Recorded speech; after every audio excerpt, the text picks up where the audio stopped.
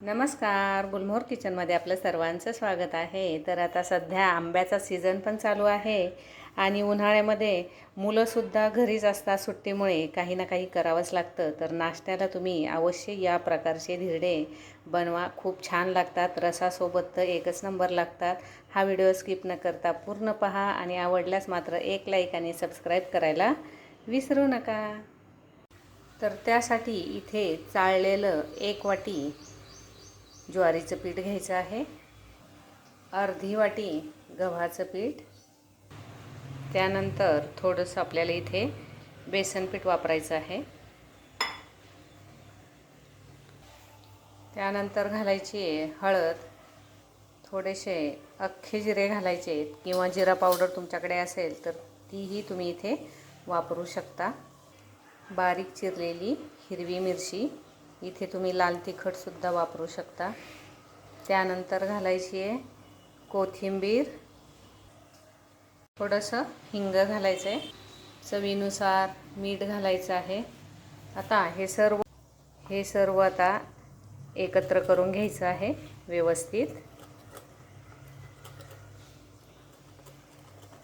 व्यवस्थित असं एकत्रित करून झाल्यानंतर आता आपल्याला इथे ताकाचा वापर करायचा आहे.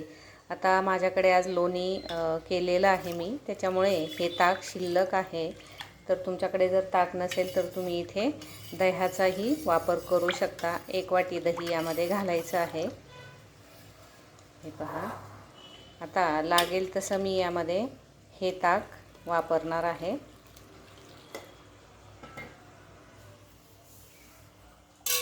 आणि व्यवस्थित असं हे मिक्स करून घ्यायचं आहे.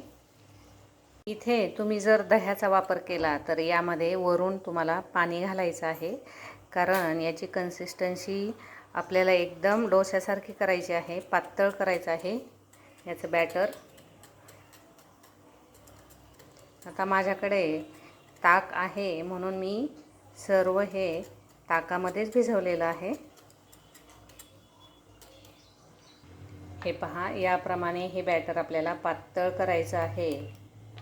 व्यवस्थित असं करायचं आहे. एक पण याला गाठ किंवा गुठळी अशी राहता कामा नये यामध्ये, म्हणजे व्यवस्थित असे हे धिरडे आपले होणार आहेत. आता यामध्ये सर्वात शेवटी टाकायचा आहे तो म्हणजे ठेचलेला लसूण. तुम्ही इथे आलं लसूण पेस्टसुद्धा वापरू शकता. आता हे परत व्यवस्थित असं मिक्स करून घ्यायचं आहे. खूप छान असे धिरडे होतात. इथे आता तवा ठेवायचा आहे आणि तव्यावर अगदी थोडंसं तेल घालायचं आहे. तुम्ही इथे लोखंडाचा किंवा बिडाचाही तवा वापरू शकता. गॅस हा फुलच ठेवायचा आहे आणि थोडंसं आता यावर पाणी घालायचं आहे.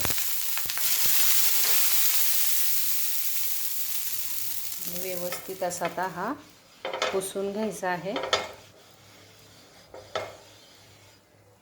आता याला अजिबात तेल न घालता आपल्याला हे धिरडे बनवायचे आहे.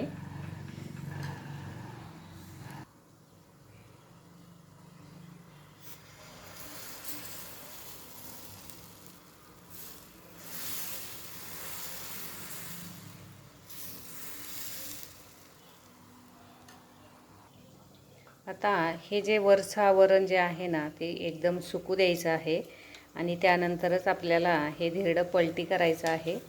आता बरेच जण तेलाचा वापर करत नाहीत किंवा तेल जमत नाही बऱ्याच जणांना, तर त्यावेळेस तुम्ही या प्रकारचे सुद्धा हे धिरडे बनवून खाऊ शकता. एकदम छान असे होतात. इथे आता हे धिरडं तयार झालेलं आहे, पाहू शकता. एकदम मस्त असं झालेलं आहे. आता दुसरं धिरडं जे आहे ते मी तेलामध्ये करणार आहे. थोडंसं तेल घालायचं आहे आणि हे असं पसरवून द्यायचं आहे.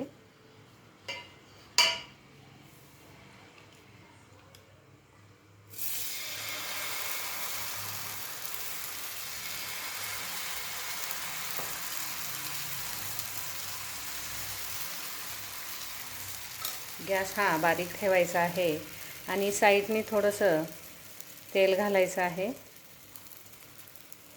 आता तुम्ही इथे बटर किंवा तुपाचाही वापर करू शकता. आता साईडची बाजू ही मोकळी करून घ्यायची आहे. पहा याप्रमाणे.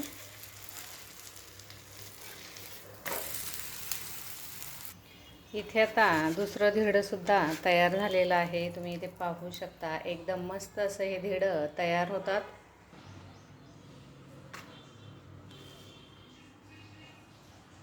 याच प्रकारे सर्व धिरडे आता करून घ्यायचे आहेत. इथे आता तुम्ही पाहू शकता एकदम छान असे हे धिरडे तयार झालेले आहेत.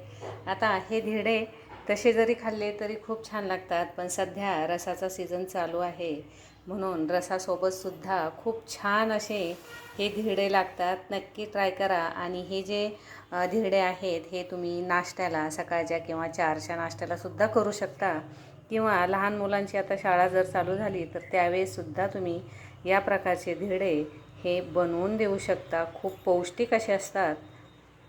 हा व्हिडिओ तुम्हाला जर आवडला असेल तर लाईक, शेअर, कमेंट आणि सबस्क्राईब करायला मात्र विसरू नका.